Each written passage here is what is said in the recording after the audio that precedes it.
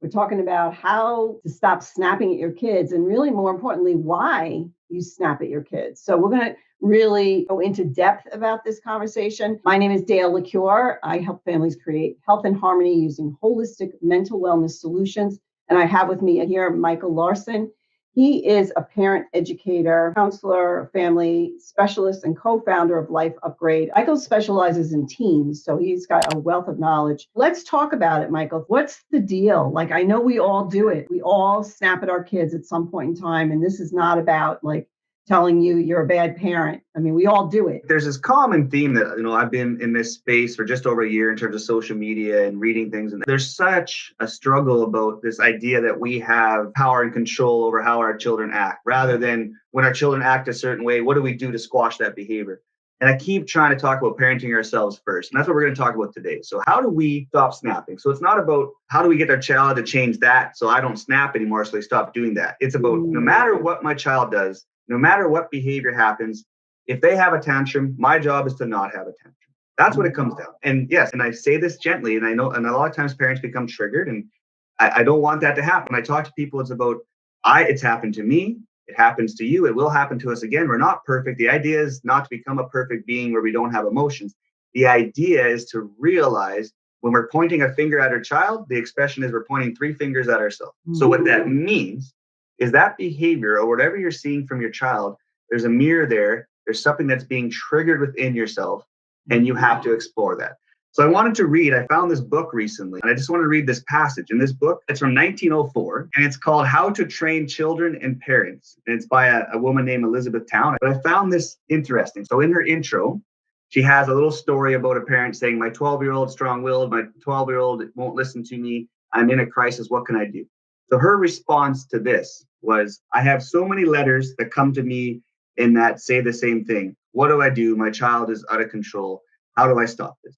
So she goes on to say, there is only really one way for you to successfully train your child, and that is to train yourself. It is the parents who need the training. With a well-trained mother and a self-trained mother, any child will grow up sweet-tempered, thoughtful, and industrious. She will unconsciously or subconsciously catch her mother's vibration. Wow. Then it goes on to say, read this over till you get it into your heart. Hold this into your heart. Then go away and take the time you need to train your mind to be with peace and love and wisdom. Then come back and you will find your child reflecting your peace and love and wisdom. Why I wanted to read that book. I want to see what that book looks like. Let me see what it looks like.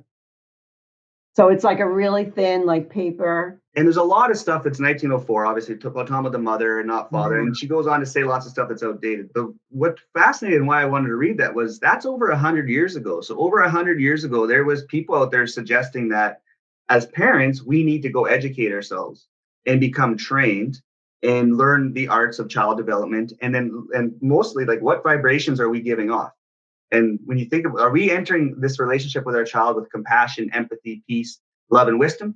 Or are we entering it with stress, anxiety, anger, exhaustion? And it makes me think about right now and what we're talking about today. So commonly, the problem is, I'm super overwhelmed. I just need my children to do this so I don't have to deal with it.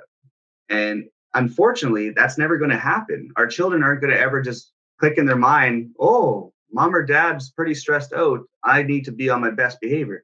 That doesn't happen. They have a developing brain. They're in their own world and they're trying to get their own needs met. They don't have empathy or the ability to develop empathy until they're older. And that's what we have to do as parents. It's been around for a long time. So to me, what the roadblock is it's hard to look in the mirror. It's hard as a parent, as an adult, to look in the mirror and be like, wow, I need to work on myself, rather than I just have a hard kid. Some people have easy kids. And why is that hard? I think it's because we've spent our life being told what to do by our parents, told to do by our teachers, we're told to do by our bosses. So we don't have much power and control when a lot of us don't. And when I talk to people and I work with people and we get into it, that is what it is I have never had power and control. The one area where I have power and control is with my kids. I think that we need to shift what we're doing and have to go back to the drawing board and retrain ourselves is too much, because it's almost like reminding ourselves that we don't have it figured out and that we have flaws and that we need to work on ourselves. So that's that balance between feeling guilty about stuff we've done and taking action rather than feeling shameful and being ashamed of ourselves for what we did to our kids. And we look at ourselves and we like, I don't want to go into this. I don't want to work on myself. I don't want to explore my triggers. I don't want to explore my traumas because my life is too busy, and I'm just going to keep going. And I'm fine, right? I'm fine. I think we definitely do what's most comfortable and what's most familiar, for sure. And we definitely parent like we were parented, even though probably every single one of us have said, I will not do what my parents did. Yeah. But we end up doing it because we don't know what else to do. And I think that's why, and I love this shift. It will create such a different world if we can do what you're saying and really look at ourselves. And instead of thinking there's something wrong with the kid, why doesn't he listen to me? There's something wrong with him. Looking at ourselves and kind of just switching our whole persona, like our whole idea and the way we come across in needing control. You know what I mean? And thinking that we need to control them. That's not what we need to do. So do you find like that's like the most prevalent thing, is that we just want to like control their every move? Like, I guess it depends on the different ages. You know what I mean? Yeah. Like, do you feel like that's like the biggest trigger, is that we can't control what they're doing? That's like the biggest thing for us. Yeah, I think so. And that's coupled with what comes up lots for people is what other people think when we're going at it behind closed doors and whatnot. But then when a family member or a friend sees your kid do something, they'll do that look like, ooh, that look that people give, that judgmental criticism look. You become emotionally reactive. It's like, because your child's embarrassing. Because for some reason, at some point, our society has decided that our children's behavior is representative of us as parents. And it is to a certain degree, but children are allowed to have emotional moments and be overwhelmed at school or with peers. And when we try to suppress that and say, whoa, don't be angry, don't be upset because that's a tantrum, and people will think you're having a tantrum, and that means I'm a bad parent, and that means that you're a bad kid. Stop that. And we try to punish that emotion rather than realize that emotion is fine. And it's not about suppressing the emotion. It's about the mindset shift of blocking out the noise. And who do you have in your circle? So if you're a parent who's tired of yelling and tired of snapping at your kids, you probably want to find a community of parents who are trying the same as you to stop yelling and snapping, rather than the community of people that think that's appropriate and that's an appropriate measure to punish your kid or to challenge the behavior. So it comes down to parenting yourself, like I just talked about, like the book's head, looking in the mirror, training yourself. And then it looks at who's your circle of association? Who you're getting your information from? Do you feel supported when you're trying to parent your child in a way where it's nurturing? Or do you feel criticized? That's a common thing for people. It's like, well, my parents and my 7-year-old is having an emotional moment. I'm trying to get down to their level and regulate them.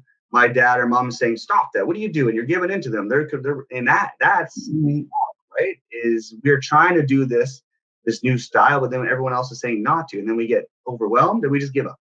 True, because I've been hearing that a lot in the parenting groups about even the other spouse not being on the same page, but also the elders in the family saying, what are you doing? Like, just tell them to get over it. You know what I mean? Like, so that's difficult. I guess I'll ask you, Dale, and I didn't, is that you've talked to lots of parenting experts in the last while, and you've looked into parenting education. For me, I'll ask you a question. For me, I have found that we all have all these different experts with all this education. We have one common theme, and the common theme is that we have to work on ourselves. That's what I see. Is that what you're finding as well when you have these chats with everybody weekly and stuff like that? Yeah, definitely. And I think that we're moving so fast, like you had said, like we're moving so fast. So maybe you don't want to take the time to really understand it. But in the end, putting in the time now is going to predict what the future relationship is going to be. So you got to invest the time. This is like the most important job that you'll ever do. I think that parent coaches are coming out of the woodwork because they realize themselves, and a lot of them that I've met have had challenges themselves. They sought out to get help, education, and then they're like, I need to help other parents. And that's what I love. So you have experience in parenting, obviously, and getting the education, surrounding yourself with people that are in this mind space and realizing that you're not going to be perfect. This is like a whole change of mindset and learning new ways to talk to your kid. But you always talk about the root thing is just connecting with your child. And if you have that connection, you're going to see a lot less behaviors that aren't of your liking. I don't often share personal stories, but I'll share one now because it came up recently. It is about the parent-child relationship, and why do I always talk about that in connection? And, people are seeking easy fixes, and we have a drive-through culture. Well, I see this behavior. Tell me what to do, Michael, and I want to do it. I want to see the fix right away. It doesn't exist. There's parent coaches out there, people that are selling that. You need to be careful and look into who you're working with because there is no easy fix. It's impossible. And I'll use me as an example. I've been working this way since 2006. I believe in it. I know it works. I've seen it work with hundreds of people. So when I look at my personal life, I think some people don't even realize I have my own kids and I'm a human and I'm not a robot. And so last week, after a stressful time in my life, we had bought a house and we have our current house. We're renovating this house. We got a dog. I have 2 kids remote learning, and the list could go on and on and on. I'm feeling stressed. I felt irritable and different things, and I'm taking supplements, trying to exercise, and I realized I wasn't exercising as much. And I could tell the stuff was building up in me, and I was becoming overwhelmed, and I was trying my best to manage everything. And, my kids are telling me, "Oh, Dad, you seem stressed," and different things. And my partner, Heather, was telling me that.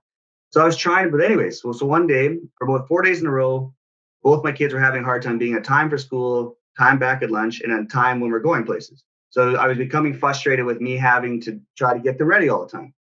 So my daughter came down and she was supposed to be ready for 3 o'clock. And at 3:05, she came down the stairs with no socks on, no backpack, no nothing. And I snapped and I said, "I'm tired of you doing this. I'm tired of you not respecting my wishes and my time and not being ready on time. That's not okay. That's unacceptable." So not like screaming, but that's me snapping. And she started crying. So we had to get in the car. So by the time, as she's getting ready, and I'm thinking, I'm like, oops, I just made a mistake. I emotionally parented. I snapped at her about getting ready. And that wasn't about getting ready. It was, but it was my own stuff trickling into that. And I lost it. In that moment, I didn't want to deal with her not being ready. That was the problem. It was me not being in that mindset. So we got in the car and I reached my hand back as I'm driving and I held her hand and she's crying. And I said, I apologize for snapping at you. We will talk about why I was frustrated, but I apologize. And how do you feel? And she said, "I'm scared." And I said, "Okay, so what do you mean scared?" She goes, "Well, I feel like you're a giant cat and I'm a little mouse in the corner and you're intimidating me, trying to scare me." So right there, why she was able to verbalize that is because the parenting style I have where I allow. So in that moment, I'm like, oh man, like the last thing I want is my child to feel like a small little mouse with a scary cat trying to get at them. But that's what it was, right? Because she was scared because I lost my cool and she felt bad. As we talked about it on the drive, "I feel bad about myself, Dad. I didn't want to make you mad." So we worked through that. I said, "Hey, you remember our conversations? It's not up to you to control my feelings. It's not up to you." And she goes, "Yeah." She goes, were you in your little brain?" I said, "Yeah, I was in my little brain." And she said, "Do you have a growth mindset?" I said, "No, I didn't have a growth mindset." So as we got to the drive, and this is when I was taking her back to her mom's place because I had 50-50 custody. And the tears had passed and we had the moment and she released my hand. So I knew we had made it through the storm. And I said to her, "Hey, can you give me some insight of why it's been so hard for you to be ready or to be on time lately? Because it's something I've been teaching you for a long time. And I feel like you're just not trying your best." He took a big breath and she said, "Well, it's hard to go back to school. I don't want to go back to school. And when I transition back to my mom's place, I don't want to leave either." So I share that because I could have easily chalked that up to my child not respecting me, not listening to me, not getting ready on time. And I could have moved on and I could have kept drilling that into her and fighting with her. Or I could have done what I did. Realized, looked in the mirror that it was me. And I was crying on that drive too. So why was I crying? Because I made a mistake. I let my emotions get the best of me. I felt it coming for about 30 days, but I didn't do what I had to do to release it. And so that's why I share that, is because I fall into the same trap as a busy life and trying to do so much and have a full plate. But at the end of the day, our kids, that's how they're going to feel. They're going to feel scared. And we have to ask ourselves as parents, do we want our children to fear us? Or do we want our children to trust us and to think that we're safe? Wow. And to me, it's an easy answer. I want my children to feel safe with me, and I want them to trust me. And I will continually to work on myself every day. I will continue to share things like this with you, and I will continue to be vulnerable and spread this message because it's the only thing that will work. You need to have a mindset that you need to work on yourself. Otherwise, anything you read, anything you Google isn't going to change anything because you're not letting the information come into you and you're not willing to apply the new techniques because your roadblock is your unwillingness to challenge yourself and to realize that your behavior is indicative of how your children is going to behave. If I didn't have that conversation with my kid, what I'm teaching her is it's okay to yell at people and scare them when they're not listening to you. That was amazing. What incredible role model you are in so many ways for your child too. You've taught her to articulate her feelings, and for you to ask her, like, why do you think that happened? And then for her to feel safe to tell you exactly what happened, like what she was feeling. Like, that's a lot for a kid, right? And She doesn't she's want to go back to school. She doesn't want to switch houses, which I know a lot of kids are dealing with that. It's not easy. no. So it had nothing to do with me in respecting time, right? And then, Right. and I'll give a spoiler alert. Fast forward this last week, she's been on time for school. She's been on time for getting ready. And I asked her about that. And I said, are you scared that I'm going to get upset again? She said, no. She goes, I understand that even though I don't like it, that I have to try better, try my best and be better at being ready. And I said, boom, teachable moment. Will we have these challenges again? Yes, probably. Will she be ready for the rest of her life? No. Next time, though, I will ensure that I don't snap. And then I circle back to this conversation and build off it and be like, hey, remember last time where I was frustrated, you were frustrated, and then you felt like a mouse and I was a cat? We will build off that. And we will continue to teach about, even though we don't feel good or we don't want to do something, it's still important to do it because time matters, right? So, teaching time management and teaching that we can hold these feelings, but we still have to take action. And I love how you changed the meaning of what she did, from a typical reaction would be, you don't respect me, Yep. You don't listen to me, that kind of attitude. And that's the mind shift that we need to really, really check ourselves on big time. Yeah. So it's so good. So good. So thank you again, Michael, and thank you for joining us. And if you know anyone that you feel needs to hear this message or could benefit from this message, we will see you again. Thank you very much, Dale. Have a good one.